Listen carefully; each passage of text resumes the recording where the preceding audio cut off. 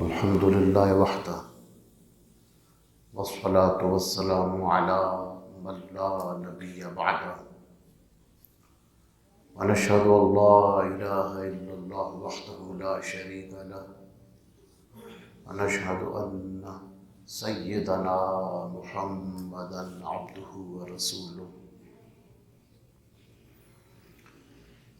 أما بعد فأعوذ بالله من الشيطان الرجيم بسم الله الرحمن الرحيم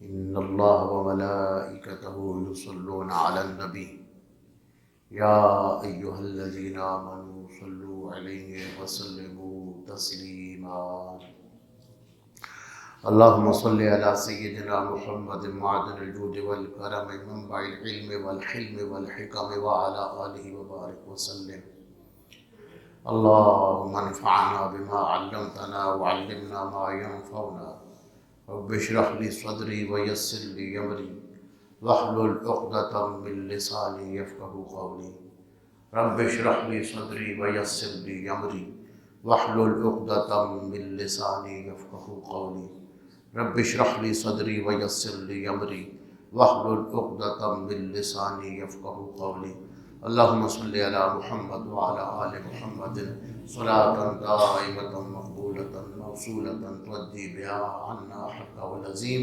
اللهم صل على سيدنا محمد وعلى آل محمد صلاة ترضيك وترضيه وترضى بها عنا يا رب العالمين اللهم صل على سيدنا محمد النبي الأمي وعلى آله وسلم تسليما. آج انشاءاللہ سورۃ البقرہ کا درس مکمل ہوگا. آخری 4 آیات مبارکہ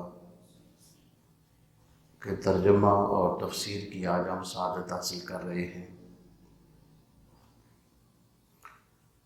82 نمبر آیت یہ قرآن مجید کی سب سے لمبی آیت ہے اور اس کا خلاصہ مفہوم یہ ہے: اے ایمان والو، جب تم ایک مقررہ مدت تک لین دین کا معاملہ کرو تو اسے لکھ لیا کرو، اور چاہیے کہ تمہارے درمیان کوئی لکھنے والا انصاف کے ساتھ لکھے اور لکھنے والا لکھنے سے انکار نہ کرے، جیسا کہ اللہ تعالیٰ نے اس کو لکھنے کا علم دیا ہے، سکھایا ہے، تو اسے چاہیے کہ وہ لکھ دے. اور جس شخص کے ذمہ قرض ہے وہ لکھوائے اور اللہ سے ڈرے جو اس کا رب ہے، اور اس میں کوئی چیز کم نہ کرے. پھر اگر وہ شخص جس کے ذمہ قرض ہے اگر ناسمجھ ہے یا کمزور بدن والا ہے یا وہ طاقت نہیں رکھتا لکھوانے کی، تو پھر اس کی طرف سے اس کا ولی لکھوائے انصاف کے ساتھ. اور تم 2 مردوں میں سے گواہ بنا لیا کرو، اور اگر 2 مرد نہ ہوں، 1 مرد اور 2 عورتیں، ان گواہوں میں سے جن سے تم راضی ہو. اور یہ 2 عورتیں اس لیے کہ ان میں سے اگر کوئی ایک عورت بھول جائے تو دوسری اس کو یاد کرائے. اور گواہ جب بلائے جائیں تو گواہی دینے سے انکار نہ کریں. اور تم اس لکھنے میں سستی نہ کرو، چاہے لین دین کا معاملہ کوئی چھوٹا ہو یا بڑا، جو مدت مقررہ تک ہو. یہ اللہ کے نزدیک بڑے انصاف والی بات ہے اور گواہی کو درست رکھنے والی بات ہے، اور یہ زیادہ اس کے قریب ہے کہ تم شک میں نہ پڑو. ہاں، اگر کوئی سودا ایسا ہو جو ہاتھوں ہاتھ ہو، جس میں تم آپس میں لیتے دیتے ہو، تو پھر نہ لکھنے میں کوئی حرج نہیں، اور گواہ اس میں بھی بنا لیا کرو جب ایک دوسرے پر خرید و فروخت کا معاملہ ہو. اور لکھنے والے کو تکلیف نہ دی جائے اور نہ گواہ کو، اور اگر تم ایسا کرو گے تو بے شک یہ بڑا گناہ ہوگا۔ اور اللہ سے ڈرتے رہو، اللہ تمہیں سکھاتا ہے اور وہ ہر چیز کو خوب جانتا ہے۔ اور اگر تم سفر میں ہو اور لکھنے والا نہ پاؤ تو رہن ہو، قبضہ میں دیا ہوگا۔ پھر اگر تم میں ایک کو دوسرے پر اعتبار ہو تو جس پر اعتبار کیا گیا ہے اسے چاہیے کہ وہ امانت ادا کرے، اور اللہ سے ڈرتے رہو جو تمہارا رب ہے، اور سچی گواہی کو نہ چھپاؤ۔ اور تم میں سے جو کوئی گواہی کو چھپائے گا بے شک وہ دل کا گناہ گار ہے، اور اللہ جانتا ہے جو کچھ تم کرتے ہو۔ پچھلی آیات مبارکہ میں بھی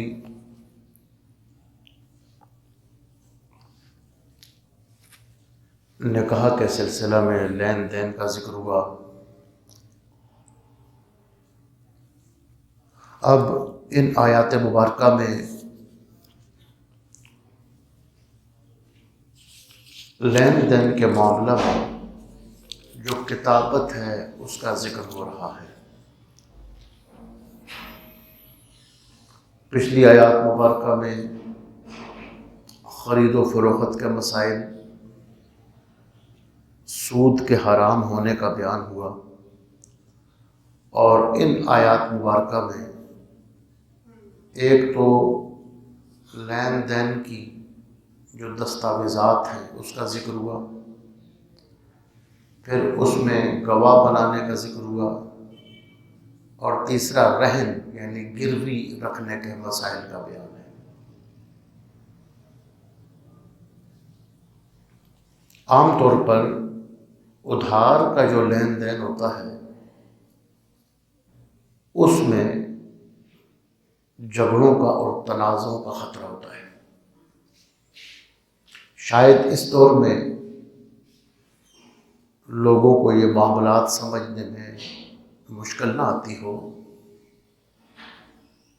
لیکن یہ اس وقت کی بات ہے جب پورے کے پورے گاؤں میں ایک دو بندے پڑھے لکھے ہوتے تھے، ڈاکیے سے لوگ خط پڑھوا لیتے تھے۔ ہم نے تو وہ وقت نہیں دیکھا، لیکن اپنے بزرگوں سے سنا کہ دوسرے تیسرے گاؤں سے لوگ آ کر خط پڑھواتے تھے۔ ہزاروں کی آبادی میں ایک دو بندے تھے جو خط پڑھ سکتے تھے یا لکھ سکتے تھے۔ لوگ کئی کئی میل کا سفر کر کے کسی کے پاس خط لکھوانے کے لیے جاتے تھے۔ ہزاروں میں کوئی لوگ ہوتے تھے جو لکھنا پڑھنا جانتے تھے۔ تو اس دور کو آپ ذرا سوچیں اور پھر قرآن مجید کی اس رہنمائی کو دیکھیں۔ یہ صدیاں پہلے کی بات ہے۔ اس وقت تحریر کو کتنی اہمیت حاصل تھی۔ زبانی جو معاملات ہوتے ہیں ان میں جھگڑوں کے خطرے اس لیے ہوتے ہیں کہ انسانوں کے حافظے بہت کم ہوتا ہے کہ ہمیشہ ٹھیک رہیں۔ عمر کے ساتھ ساتھ حافظے پہ فرق پڑتا ہے، دلی اور دماغی پریشانیوں کی وجہ سے حافظے پہ فرق پڑتا ہے، اور بات کا یاد رہ جانا اور حافظے کا کبھی ہونا یہ اللہ تعالیٰ کے انعامات میں سے ہے۔ یا ایک بات ضمناً عرض کروں، احادیث مبارکہ کی روشنی میں بزرگان دین نے ایک بات تجربے کی بھی روشنی میں لکھی ہے، جو حدیث سے بھی ثابت ہے کہ جو بندہ روزانہ اللہ کی کتاب کی تلاوت کرتا ہے، قرآن مجید کے اندر اتنی طاقت ہے اور وہ دماغ کو اتنی قوت دیتا ہے اور عقل کو اتنی طاقت دیتا ہے کہ 100 سال سے اوپر بھی عمر ہو جائے تو بندے کی عقل سلامت رہتی، اس کے ہوش و حواس ٹھیک رہتی۔ اور دوسری چیز کہ قرآن مجید کی تلاوت زیادہ کرنے والے بندوں کی اللہ تعالیٰ بینائی کو سلامت رکھتا ہے۔ صوفیاء چشت میں سے ایک بزرگ کی ایک بات ان کے ملفوظات میں نے پڑھی تھی، جس سے یہ پتہ چلتا ہے کہ سنتوں کی اہمیت کتنی ہے. کہ حضور صلی اللہ علیہ وسلم فرماتے ہیں التعطر والسواک من سنن الانبیاء، خوشبو لگانا اور مسواک کرنا یہ انبیاء کی سنت میں سے ہے. تو حضور صلی اللہ علیہ وسلم اگرچہ اللہ تعالیٰ نے آپ کے وجود مبارکہ کو، وجود مبارک کو قدرتی خوشبو عطا فرمائی تھی. آپ جن راستوں سے گزر جاتے تھے کئی دن تک ان راستوں پر خوشبو رہتی تھی، اس کے باوجود آپ خوشبو لگاتے تھے. یہ جس کو مشک یا کستوری کہتے ہیں، یہ آپ کے پسندیدہ خوشبو تھی. اب اس کی برکات دیکھیں. وہ بزرگ لکھتے ہیں کہ قرآن کی تلاوت کے بعد دماغ کے لیے سب سے زیادہ طاقت دینے والی خوشبو ہے. خوشبو سے دماغ کو طاقت ملتی ہے، دماغ کو قوت ملتی ہے اور عقل روشن ہوتی ہے. تو سب لوگوں کے حافظے ساری زندگی سلامت نہیں رہتی، اور جتنی کسی بندے کو الجھنیں زیادہ ہوں اتنا اس کے حافظے پر فرق پڑتا ہے. تو اللہ تعالیٰ نے لکھنے کا حکم دیا. قرض میں اور دین میں تھوڑا سا فرق کرتے ہیں کہ قرض جو رقوم کا اور پیسے کا اور نقدی کا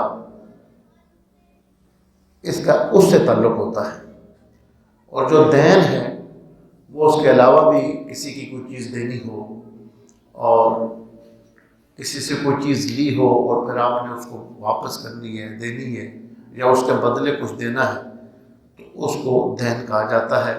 عام طور پر یہ ادھار کے معنی میں دونوں استعمال ہوتا ہے، لیکن تھوڑا سا باریک سا قرض میں اور دین میں فرق ہے. فرمایا کہ تم لکھ لیا کرو،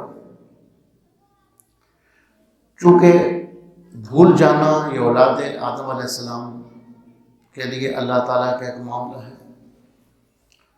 اور یہ بھی بندے کے لیے کوئی سزا نہیں ہے، یہ بھی اللہ تعالیٰ کے انعامات میں سے. حضرت واصف علی واصف رحمۃ اللہ علیہ لکھتے ہیں کہ اگر بھولنے کی صفت بندے کو نہ ملتی تو ایک دکھ ہمیشہ کا دکھ بن کے رہ جاتا، ایک غم ہمیشہ کا غم بن کے رہ جاتا. وہ کسی شاعر نے عجیب سی بات کی ہے کہ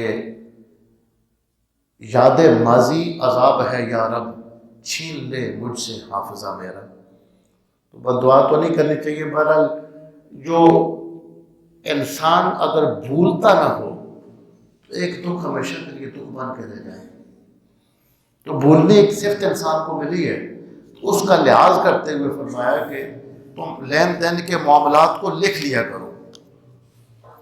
جب تم دست بدستی ہاتھوں ہاتھ لین دین نہ ہو، کوئی چیز کسی سے لیتے ہو اور ایک مقررہ مدت کے بعد آپ نے اس کو اس کی رقم دینی ہے، اس چیز کا جو بدل ہے وہ دینا ہے، تو اس کو لکھ لیا کرو. ولا یاب کاتب ان یکتب کما علمہ اللہ. اب لکھنے والا، یہ اس وقت کی بات ہے جب ہزاروں میں ایک آدھ دو بندے تھے لکھنے والے، جب اس کو بلایا جائے تو وہ لکھنے سے انکار نہ کرے. اس کو اللہ نے یہ نعمت دی ہے، علمہ اللہ، لکھنے کی اللہ نے اس کو توفیق دی ہوئی ہے، تو وہ لکھے. یہ قلم کی بڑی اہمیت ہے. اس لیے بزرگان دین فرماتے ہیں کہ لکھتے ہوئے بھی بڑا خیال رکھنا چاہیے. بعض اوقات لوگ ایسی چیز لکھ دیتے ہیں کہ امت کے لیے ہمیشہ مسائل بنے رہتے ہیں. آپ صرف مفسرین کی بڑی بڑی تفسیروں کو دیکھیں. قرآن مجید میں ایک آیت ہے، اور تلک الغرانیق العلا والی آیت، بڑے بڑے مفسرین نے ایک بات لکھی گئی اور وہ چل پڑی تو آج تک امت میں اس سے مسائل ہیں. کہ حضور صلی اللہ علیہ وسلم نماز کے دوران قرآن کی تلاوت کر رہے تھے، اور تلاوت کے دوران آپ کی آواز میں آ کر شیطان نے آواز ملا دی، نعوذ باللہ، اور اس نے آواز ملا کر بتوں کی تعریف کر دی۔ اب دیکھیں یہ لکھنے والے نے تو لکھ دی ہے، لیکن جو وحی کی حفاظت ہے وہ معاملہ کدھر گیا؟ پھر آج تک مفسرین اس کے جواب دیتے چلے آ رہے ہیں۔ تو لکھتے ہوئے بہت احتیاط کرنی چاہیے۔ لکھی ہوئی بات پھر لوگوں کے لیے دلیل بن جاتی ہے، لوگوں کے لیے مسائل بن جاتی ہیں۔ جو کتابت بڑی یہ نعمت ہے اللہ نے جس کو لکھنے کی صلاحیت دی ہے، اگر اس کا وہ ناجائز استعمال کرے گا، امت میں فتنے کا سبب بنے گا، تو جب تک وہ تحریر سے لوگ گمراہ ہوتے رہیں گے، اس گمراہ کرنے والے کو اس کا عذاب ہوتا رہے گا۔ فرمایا وہ انکار نہ کرے۔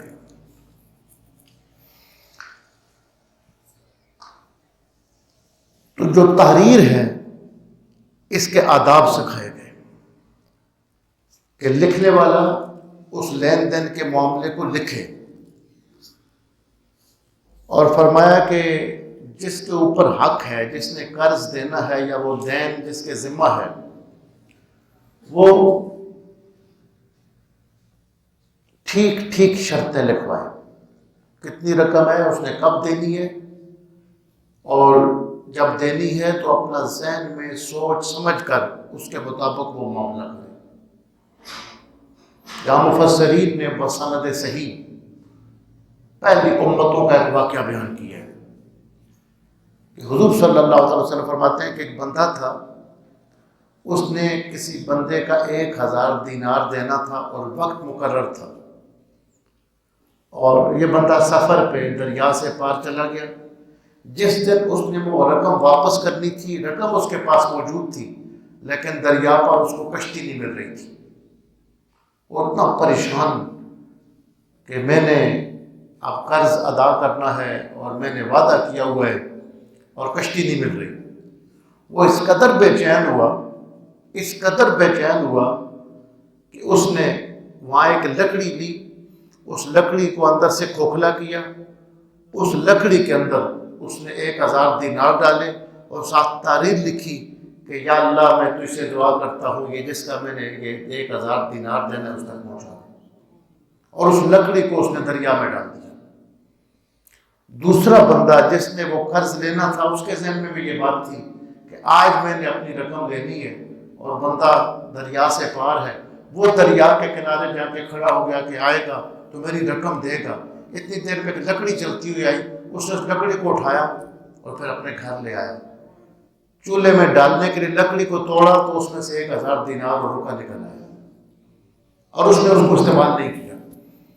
اور جب وہ بندہ واپس آیا، کشتی اس کو مل گئی، تو اس کے گھر جا کر اس نے جیسے ہی ملاقات کی تو اس نے کہا تیری مہربانی، 1000 دینار مجھے ملا تھا، ساتھ یہ رکا تھا، تو اس نے کہا کہ یہ میرا رب ہے، کیونکہ میری نیت ٹھیک تھی تو اللہ نے قرض کی ادائیگی میں میری مدد فرما دی۔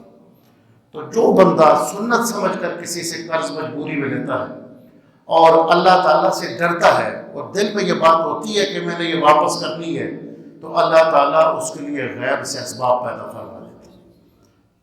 حدیث شریف میں ہے، صحیح حدیث ہے، امیر المؤمنین سیدنا علی المرتضیٰ کرم اللہ وجہ الکریم نے حضور صلی اللہ علیہ وسلم سے عرض کیا کہ مجھ پہ کچھ قرض ہے، تو آپ نے فرمایا یہ دعا مانگو، اللہ مکفنی بحلالک عن حرامک واغننی بفضلک عن من سواک۔ یا اللہ تو اپنا حلال دے کر مجھے حرام سے بچا لے، اور اپنے فضل سے مجھے ہر ایک سے بے نیاز کر دے اور مجھے غنی کر دے۔ تو میں عرض کر رہا تھا کہ اللہ تعالیٰ اس طرح بندے کی مدد فرماتا ہے۔ فرمایا وَلْيَتَّقِ اللَّهَ رَبَّ، اس کو اپنے رب سے ڈرنا چاہیے۔ جس نے کسی سے کچھ لیا ہے تو ٹھیک ٹھیک لکھوائے، وَلَا يَبْخَسْ مِنْهُ شَيْئًا، اس میں کسی چیز کی کمی نہ کرے۔ ایک صورت یہ ہوتی ہے کہ جو قرض لے رہا ہوتا ہے، جس نے دین ادا کرنا ہوتا ہے، تو وہ لکھوانے میں صحیح نہ لکھوا سکتا ہو۔ فرمایا صفیحاً یا تو وہ بیوقوف ہے، عقل اس کی کام نہیں کر رہی، اور ضعیفاً یا کسی بیماری یا عمر کی وجہ سے ضعیف ہے، یا پھر وہ لکھوا نہیں سکتا، کوئی ایسا معاملہ ہے تو وہ اپنی طرف سے ایک نمائندہ مقرر کرے، کسی دوسرے کو اٹارنی دے، وہ اس کی طرف سے اس کا ولی عدل کے ساتھ لکھوائے اور اللہ سے وہ ڈرے۔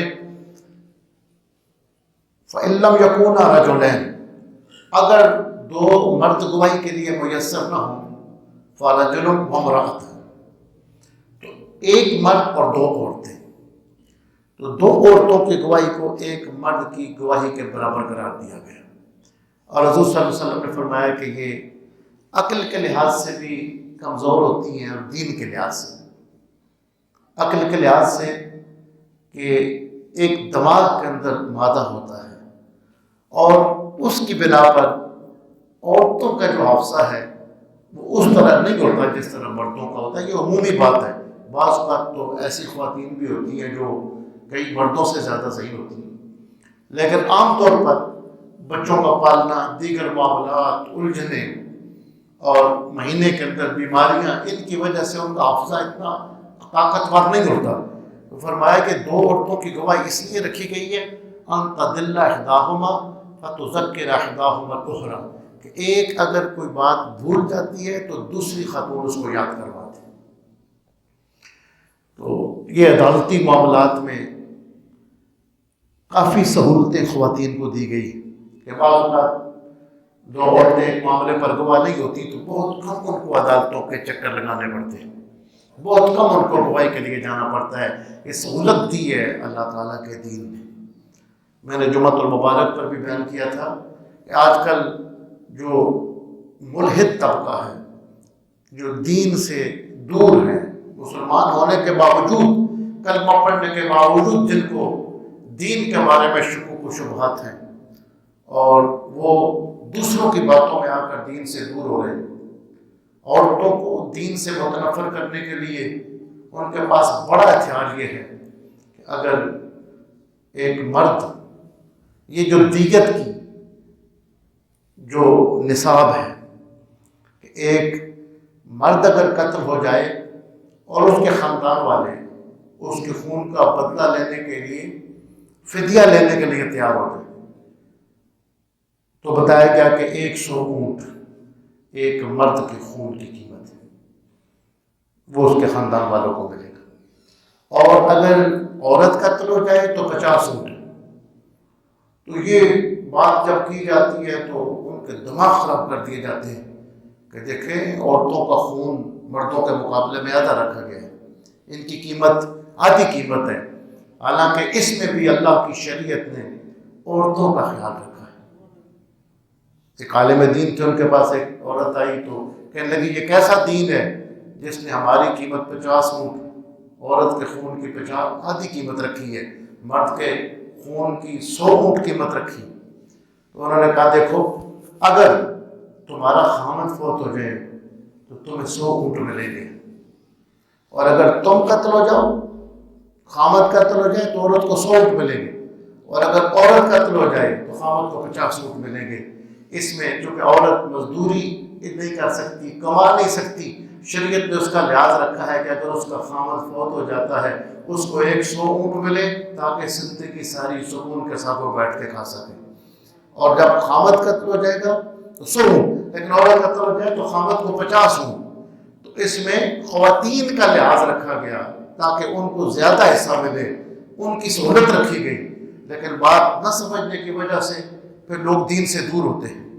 تو نصاب شہادت عورتیں 2 ہوں تو ایک مرد کے برابر، اب ایک عورت ہوگی تو گواہی کے لیے اس کو نہیں جانا پڑے گا، اور اکا دکا کوئی واقعات ہوگا جس میں 2 موجود ہوں تو اس میں ان کو زیادہ پھیرے نہیں لگانے پڑیں گے، زیادہ عدالتوں پہ چکر نہیں لگانے پڑیں گے، اس چیز کا بھی لحاظ رکھا گیا ہے۔ اور فرمایا یہ سب لکھنے کے معاملے اس لیے ہیں کہ تم شک میں نہ پڑو، وَلَا يُضَارَ كَاتِبٌ، اور جو کاتب ہے اس کو تکلیف نہ دی جائے۔ بعض اوقات اس پر بہت زیادہ دباؤ ڈالا جاتا ہے، اس کو تنگ کیا جاتا ہے، تو کہا اس کی سہولتوں کا خیال رکھو، جو لکھنے والا ہے اگر اس کو ضرورت ہے تو اس کو آنے جانے کا کرایہ بھی دو، اور اگر اس کو آنے جانے میں کوئی خطرے ہیں تو اس کو سیکورٹی بھی دو، اس کو ہر طرح سے سہولت دی جائے، اس پر دباؤ نہ ڈالا جائے، اس کو تنگ نہ کیا جائے۔ ولا شہید، اور گواہوں کا بھی یہی معاملہ ہے۔ بعض اوقات گواہوں کو بعض معاشرے کے اندر اتنا دبایا جاتا ہے کہ دوسرے لوگ گواہی دینے کے لیے تیار ہی نہیں ہوتے۔ بعض اوقات ایسے معاشرے بھی ہیں، ایسے ممالک ہیں، آپ لوگ جانتے ہیں کہ ایک سچے معاملے کا گواہ ہوتا ہے، اس گواہ کو قتل کروا دیا جاتا ہے تاکہ یہ سارے کیس رفع دفع ہو جائیں۔ یعنی گواہوں کو ان کی جان خطرے میں ہوتی ہے، تو فرمایا کہ تم خود اس چیز کا خیال رکھو کہ جو کسی معاملے کا گواہ ہے اس کو کوئی تکلیف نہ دی جائے، اس کو کوئی خطرہ نہ دلایا جائے، اس کو ہر طرح کی سہولت اور حفاظت دی جائے۔ لیکن یہ معاملہ چونکہ خوف خدا کا ہے، جو اللہ سے ڈرتا ہے وہی گواہ کی عزت کا اور اس کی جان کا خیال رکھے گا۔ تو فرمایا فَإِن لَمْ تَفْعَلُوا، اگر تم ایسا کرو گے، گواہوں کو اور لکھنے والوں کو تکلیف دو گے، ان پر دباؤ ڈالو گے، غلط اثر رسوخ استعمال کرو گے، یہ بڑا اللہ کی نافرمانی ہے۔ وَاتَّقُوا اللَّهَ، اللہ سے ڈرو، وَيُعَلِّمُكُمُ اللَّهُ، اور اللہ تعالیٰ تمہیں یہ تعلیم دیتا ہے، اللہ سے ڈرو۔ وَاللَّهُ بِكُلِّ شَيْءٍ عَلِيمٌ، اور اللہ تعالیٰ ہر شے کو جاننے والا ہے، ہر شے اللہ تعالیٰ کو معلوم ہے۔ وَإِن كُنتُمْ عَلَىٰ سَفَرٍ وَلَمْ تَجِدُوا كَاتِبًا، اور اگر تم سفر میں ہو اور وہاں لکھنے والا کوئی نہیں ملتا، فَرِحَانٌ مَقْبُوضَةٌ، تو کوئی چیز رہن رکھ دو، گروی رکھ دو وہاں لکھنے والا۔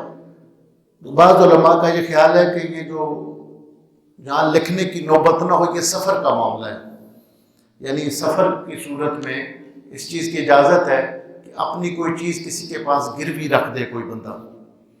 مثلا کوئی چیز لیتا ہے تو اپنی کوئی قیمتی چیز، سونا اس کے پاس رکھ دیا کہ اگر میں چیز تمہیں واپس نہ کروں، اس چیز کی قیمت نہ دوں، تو یہ چیز آپ فروخت کر کے اس کی قیمت لے لیں۔ اپنی گاڑی رکھ دی، اپنا کوئی جانور کسی کے پاس گروی رکھ دیا، تو یہ کہتے ہیں سفر کا معاملہ ہے۔ لیکن امام ابو حنیفہ رحمۃ اللہ علیہ فرماتے ہیں کہ صرف سفر کا نہیں ہے، کیونکہ سفر میں زیادہ عام طور پر ایسے ہوتا ہے کہ لکھنے والا بندہ نہیں ملتا۔ دور دور اس زمانے کی بات ہے جب تیسرے چوتھے گاؤں میں جا کر کوئی بندہ پڑھا لکھا ہوتا تھا۔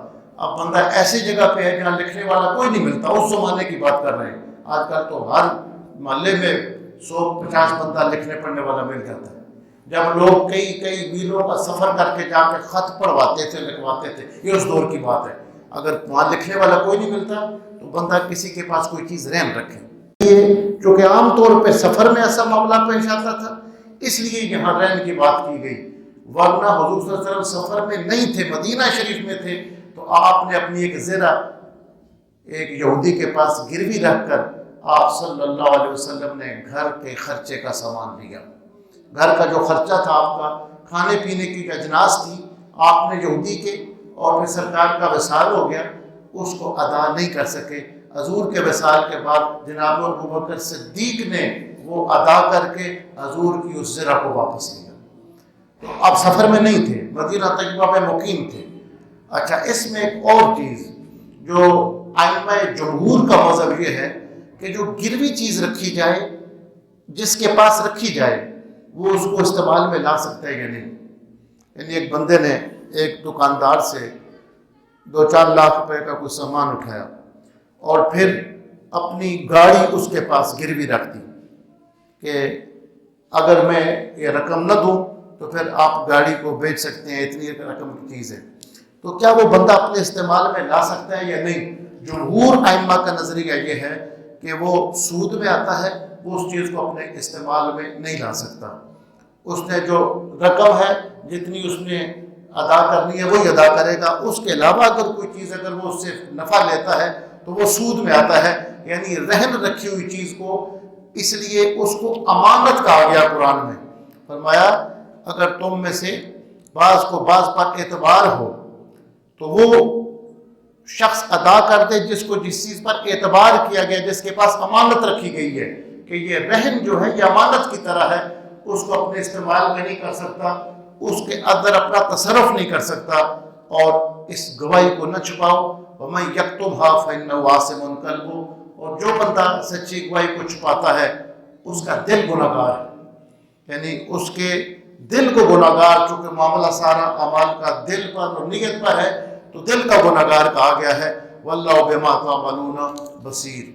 اس کے بعد آخری رکوع ہے لِلَّهِ مَا فِي السَّمَاوَاتِ وَمَا فِي الْأَرْضِ وَإِن تُبْدُوا مَا فِي أَنفُسِكُمْ أَوْ تُخْفُوهُ يُحَاسِبْكُم بِهِ اللَّهُ فَيَغْفِرُ لِمَن يَشَاءُ وَيُعَذِّبُ مَن يَشَاءُ وَاللَّهُ عَلَىٰ كُلِّ شَيْءٍ قَدِيرٌ. اور اللہ ہی کے لیے ہے، اللہ ہی مالک ہے ہر اس چیز کا جو آسمانوں میں ہے، زمینوں میں ہے، اور جو تمہارے دلوں کے اندر ہے. اگر اس کو ظاہر کرو یا اس کو چھپا لو، اللہ اس پر حساب لے گا. اور اللہ جس کو چاہے بخش دے، جس کو چاہے عذاب دے، اور اللہ ہر چیز پر قادر ہے. یہ آیت کریمہ اتری تو صحابہ اکرام گھبرا گئے، کہنے لگے یا رسول اللہ صلی اللہ علیہ وسلم، نماز ہم پڑھتے ہیں، روزے رکھتے ہیں، اعمال جو حکم دیا گیا ہے وہ پورا کرتے ہیں، لیکن یہ جو بتا دیا گیا کہ دل کے اندر جو خیال بھی آئے گا اس پر بھی پکڑ ہوگی، تو اس پر ہم کیسے بچ سکتے؟ تو آپ صلی اللہ علیہ وسلم نے فرمایا کہ موسیٰ علیہ السلام کی قوم کے لیے جب کوئی حکم آتا تھا تو وہ کہتے تھے سمعنا، ہم نے سن لیا ہے، وعصینا، لیکن مانیں گے نہیں. پہلے ہی کہہ دیتے تھے ہم نہیں مانیں. اور میں تم ایسے کہو سمعنا واطعنا، ہم نے سن لیا ہے اور ہم اطاعت کریں گے. غفرانہ کا، اللہ تجھ سے بخشش کی امید رکھتے ہیں، تو ہی بخشنے والا ہے. انک علی کل شیء قدیر، تو ہی سب کچھ بخشنے والا، تو ہی مہربان ہے.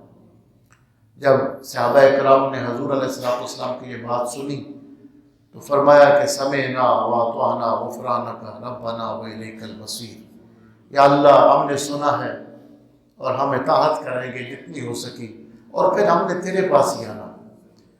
تو اس پر اللہ تبارک و تعالیٰ نے اگلی 2 آیات اتاری. فرمایا آمن الرسول بما انزل الیہ من ربہ والمؤمنون، رب کی طرف سے جو حکم آیا رسول نے بھی مان لیا اور ایمان والوں نے بھی مان لیا. آمن الرسول بما انزل الیہ من ربہ والمؤمنون کل آمن باللہ وملائکتہ وکتبہ ورسلہ. یہ سب اللہ پر بھی ایمان لائے، فرشتوں پر بھی، کتابوں پر بھی، اس کے رسولوں پر. لا نفرق بین احد من رسلہ، اور یہ کہتے ہیں کہ ہم رسولوں میں سے کسی رسول میں فرق نہیں کرتے کہ ایک کو مانے اور دوسرے کو نہ مانے. یہودی موسیٰ علیہ السلام کو اور عزیر علیہ السلام کو مانتے تھے، عیسیٰ علیہ السلام کا انکار کرتے تھے. نصرانی عیسیٰ علیہ السلام کو مان کر دوسروں کا انکار کرتے تھے. فرمایا ایمان والا وہ ہے کہ جو اللہ کے سارے رسولوں اور نبیوں کو مانے. جس طرح ہم امت مسلمہ ہے، ہم کلمہ حضور صلی اللہ علیہ وسلم کا پڑھتے ہیں، لیکن ہمارا ایمان ہے کہ اللہ کے جتنے رسول آئے سارے برحق ہیں، اللہ کے جتنے نبی آئے سارے برحق ہیں. ایمان لانے میں ہم ان میں فرق نہیں کرتے، ایک کو مانے دوسرے کو نہ مانے، سب رسولوں اور نبیوں کو مانتے ہیں. اور اسی لیے ہم یہ نہیں کہتے کہ 1,24,000، اس میں ہم یہ کہتے ہیں کہ کم و بیش، کم ہے یا زیادہ ہے، جتنے اللہ نے بھیجے ہم سب کو مانتے ہیں، سب پر ایمان لاتے ہیں. تو فرمایا آمن الرسول بما انزل الیہ من ربہ والمؤمنون. یہ جو پہلی آیت ہے اس کی تفسیر میں ام المومنین حضرت سیدہ طیبہ عائشہ الصدیقہ سلام اللہ علیہا سے ایک روایت ہے کہ یہ جو دل میں کچھ خیالات ایسے آتے ہیں کہ ان پہ پکڑ کا معاملہ ہوتا ہے. ایسے ہے کہ دل میں جو خیال آئے وہ تو اور بات ہے، اس خیال کو دوبارہ اپنے کوشش سے، اپنی توجہ سے بندہ جب اپنے دل میں دوبارہ لاتا ہے تو اس پر گناہ والا معاملہ ہوتا ہے. یعنی خیال کا آ جانا یہ تو اور بات ہے، پھر کوئی برا خیال گناہ کا آ گیا وہ تو آ کے چلا گیا، لیکن اس خیال کو پھر توجہ کر کے اور کوشش سے بٹھا لیا دل میں اور اس گناہ کی لذت لینے لگا بندہ، تو اس پر پکڑ ہوتی ہے. تو اس پر سیدہ طیبہ عائشہ صدیقہ فرماتی ہیں کہ مواخذہ تو ہر چیز پر ہوتا ہے، اس پر بھی پکڑ ہوتی ہے. فرمایا لیکن اس طرح کے جو معاملے ہیں وہ اس طرح اللہ معاف فرما دیتا ہے، کانٹا چبھ جائے، ٹھوکر لگ جائے، بندہ کوئی چیز رکھ کے بھول جائے، وہ جو تھوڑی پریشانی اور تکلیف ہوتی ہے اس سے اللہ اس کے گناہوں کو معاف فرما دیتا ہے. کانٹا چبھتا ہے، کوئی تکلیف ہوتی ہے، ایک چیز رکھ کے بندہ بھول جاتا ہے، تھوڑی دیر کے لیے جو ذہنی پریشانی ہوتی ہے، اس پریشانی اور اس تکلیف کی وجہ سے بھی اللہ بندوں کے گناہوں کو معاف فرما دیتا ہے۔ فرمایا کہ رسول بھی مان گیا اور ان کے صحابہ بھی مان گئے اللہ کے اس فرمان کو، اور فرمایا کہ یہ آزمائش تھی تمہارے لیے کہ ہم نے یہ کہہ دیا کہ تمہاری دل کے خیالوں پہ پکڑ ہوگی، اور تم نے یہ کہہ دیا کہ ہم نے اللہ کے حکم کو مان لیا۔ لا یکلف اللہ نفسا الا وسعہا، اللہ کسی بندے کی طاقت سے زیادہ اس کو کسی چیز کا پابند نہیں کرتا، اس کو مکلف نہیں بناتا۔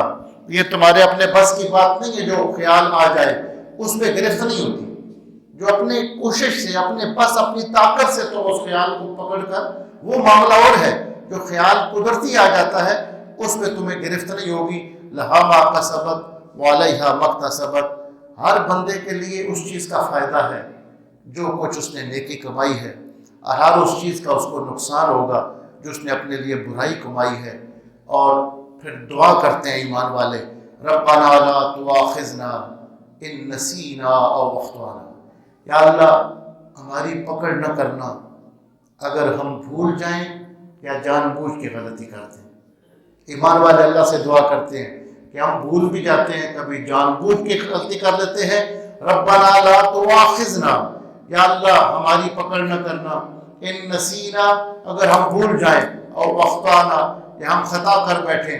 ربنا ولا تحمل علینا اصرا کما حملتہ علی الذین من قبلنا، یا اللہ جس طرح پہلے لوگوں پر تو نے بوجھ ڈالا تھا اس طرح کا بوجھ ہم پہ نہ ڈالنا۔ ربنا ولا تحملنا ما لا طاقت لنا بہ، یا اللہ جس چیز کی ہمیں طاقت نہ ہو اس کا بوجھ ہم پر نہ ڈالنا، اس کا وزن ہم پر نہ ڈالنا۔ واعف عنا، یا اللہ ہمیں معاف فرما دے۔ واغفر لنا، ہماری بخشش کر دے۔ وارحمنا، ہم پہ مہربانی کر دے۔ انت مولانا، تو ہمارا مولا ہے، تو ہمارا کارساز ہے۔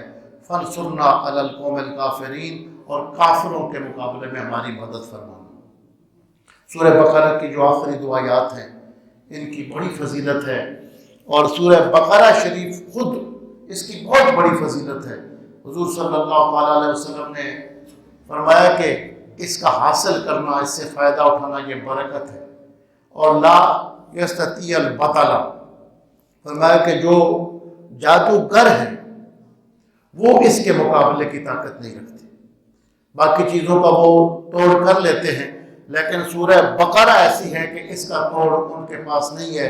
اور فرمایا کہ جو سورہ بقرہ کی آخری دو آیتیں رات کو سوتے وقت پڑھ لیتا ہے وہ ساری رات کی تلاوت کے لیے کافی ہو جاتی ہے، ایسے ہے جیسے ساری رات کو قرآن مجید کی تلاوت کرتا رہا ہے۔ تو سورہ بقرہ شریف کا آج ہمارا یہ درس مکمل ہو گیا ہے۔ اللہ تبارک و تعالی ہمیں توفیق دے کہ باقی جو صورتیں ہیں ان کی تفسیر بھی مکمل ہو جائے۔ جن دوستوں نے آج تک یہ درس کے سلسلہ میں شرکت کی ہے، تعاون کیا ہے، اللہ سب کو جزائے خیر عطا فرمائے۔